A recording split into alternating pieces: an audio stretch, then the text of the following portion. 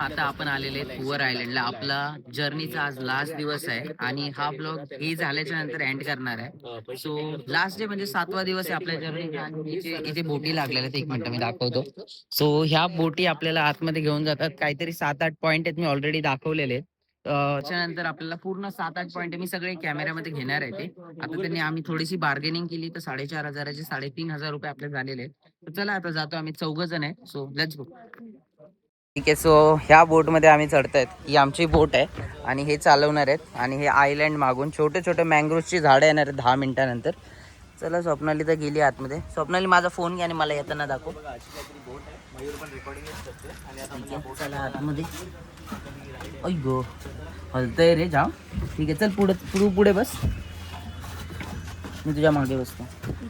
Okay, सगळे ready झालेले आहेत. सो मंगेश घालतोय अजून. तन्वी वगैरे आम्हाला लाईफ जॅकेट इथे दिलेले आहेत ह्या लोकांनी. सो खूप इम्पॉर्टंट आहे, सांगून होत नाही हादसे वगैरे. सो लाईफ जॅकेट कधी पण घालायला पाहिजे. चला, आमचा प्रवास झालेला आहे सुरू. आता बोट जरा उलटी आहे, पाणी वगैरे घेतलेलं आहे. इथे भरपूर सगळ्या बोट आहेत. चला आता आपण मेन स्ट्रीमला लागणार आहे. इथून बॅक वॉटर चालू झालेलं आहे आणि बॅक वॉटरचे तुम्ही बघू शकता कोकोनट ट्री सगळ्या ह्या साईडने सराउंडिंग कोकोनट ट्री आहे. आणि ह्या साईडला भरपूर सगळे ऑलरेडी लोक ॲक्टिव्हिटी करतात, बघतायत की. ठीक आहे. आणि ह्या साईडचे बोट आहे रिटर्न येत आहेत, म्हणजे त्यांचं झालेलं आहे. आणि 2 बोट तिकडे समोर दिसत आहेत ना तुम्हाला, ते ऑलरेडी आमच्यासोबत चाललेले आहेत वाटतं. आत्ताच त्यांनी इकडून घेतलेली वाटतं.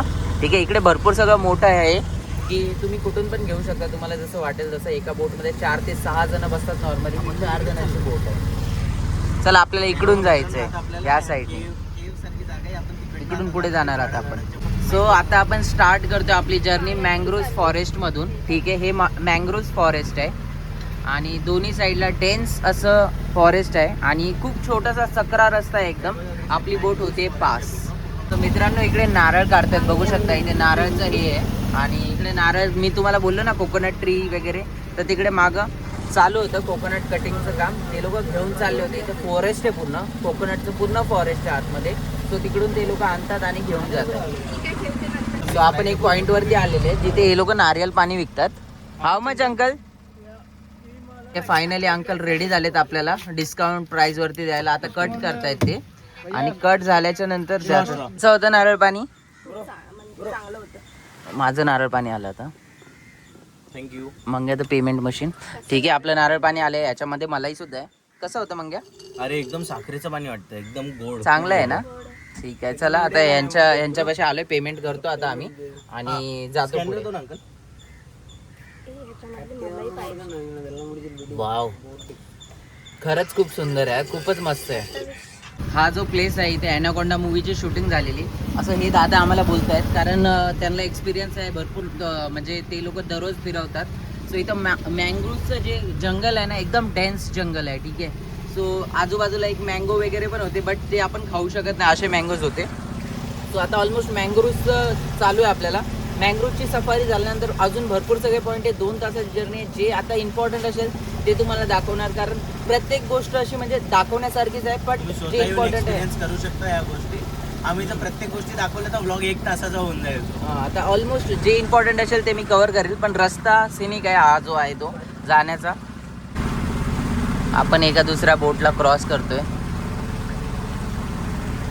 बघा, दुसरी बोट आली अजून एक. कंटिन्यू कोण ना कोण बोट घेऊन येतेच आहे इथून. इथे काहीतरी आहे, तो बोलला कोणता तरी प्लेस आहे, मला माहिती नाही एक्झॅक्टली कोणतं प्लेस आहे, बट त्यांनी सांगितलंय तर मी जस्ट घेतोय. हां, त्या लँग्वेज आहे बहुतेक. जर ज्यांना केरळमध्ये समजत असेल, त्यांनी मल्याळम समजत असेल, त्यांनी सांगा कमेंटमध्ये ते काय लिहिलंय ते. इथे एक पक्षी पण दिसतोय मला, ह्या झाडावरती बसलेला. सीग्रो आहे बहुतेक तो. सो किंगफिशर बर्ड आम्हाला दिसलेला आहे बघा इथे. हा किंगफिशर बर्ड आहे, मी झूम करून दाखवतो तुम्हाला. काय मस्त दिसतोय बघा. आणि आयटीत बसलेला आहे, डोळ्यांनी इथं बघायला अजून जास्त HD मध्ये दिसतोय. हा, जे लोक किंगफिशर बियरचे शौकीन आहेत त्यांच्यासाठी हा किंगफिशर पक्षी बघा कसा फिरला आपल्यासाठी तो. आता बघा पुढून दिसतोय कसं. बादशाह तर बघणीच वाटायला लागला रे हो. मित्रांनो, हा बघा बर्ड बघा, हा बघा काय, बघा काय जबरदस्त काहीतरी आहे त्या तोंडात. स्नेक आहे ना? नाही, हा काहीतरी वेगळा स्नेक बर्ड बोलतात, स्नेक बर्ड. स्नेक बर्ड बोलतात त्याला. मित्रांनो अहो, आम्हाला या snake झाडावर bird याची मान बघा, मान काय जबरदस्त आहे यार. थोडं जादा झूम करतो तुमच्यासाठी. त्याची मान बघा बघा. सापासारखी आहे.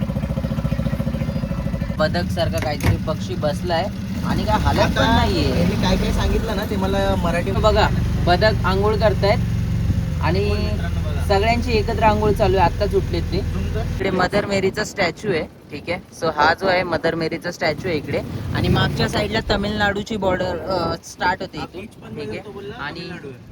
आणि हा बीच इकडे एक गोल्ड कोणता बीच, गोल्ड सँड बीच. ठीक आहे. मी आता एका पॉइंटला आलेलो आहे. हे जे हॉटेल दिसत आहेत ना फ्लोटिंग, त्यांनी सांगितलं की इथे फक्त कपल्स अलाउड आहेत, फॅमिली आणि फ्रेंड्स वगैरे अलाउड नाही आहेत. आणि 6,000 रुपये पर रूमचा चार्ज आहे इथे. आणि रूम तसे प्रीमियम वाटत आहेत बट काही काही रूम जरा नॉर्मल पण वाटतात. ठीक आहे, चला जाऊया इथून पुढे. इकडे एक फ्लोटिंग जे हॉटेल्स असतात ना तसे हॉटेल्स आहे इथे.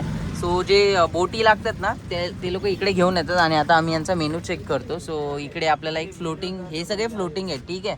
आणि समोर आहे गोल्ड सँड बीच. ठीक आहे, चला आता मी मेनू कार्ड बघतो आणि सांगतो तुम्हाला काय घ्यायचं आहे वगैरे. सो आता आपण पाण्यात उतरलेलो. इकडचं काय ह्याला गोल्ड सँड बीच बोलतात काहीतरी. सो पाण्यात आलेलो आहे आता आणि इथून आपल्याला जायचं बीचला. हे आहे बीच इकडचं. सो काहीतरी एकदम व्हाईट कलरचं सँड आहे, गोल्ड कलरची सँड आहे, त्यामुळे ह्याला गोल्ड सँड बीच असं बोलतात.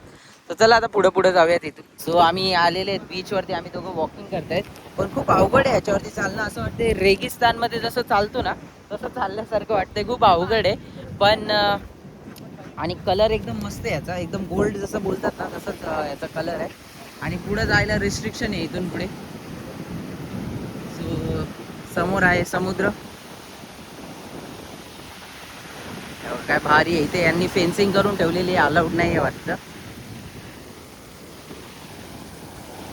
सो हा आहे समुद्र. इकडचं जे सगळ्यात सुंदर बीच बोलतात ना ते हेच आहे.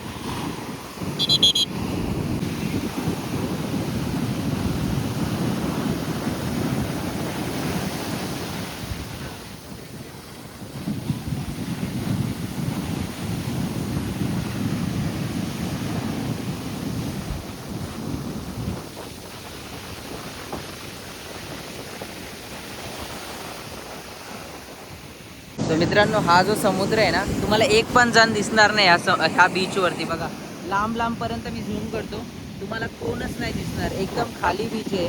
त्याचं रिझन तुम्ही समजू शकता. ह्या बीचवरती ना एकदम ज्या टाईड्स आहेत ना, ज्या लाटा येत आहेत ना त्या खूप डेंजर लाटा आहेत. आणि तुम्ही बघू शकता हे बघा इथे कसं एकदम डेंजर स्लोप झालेलं आहे एकदम असं.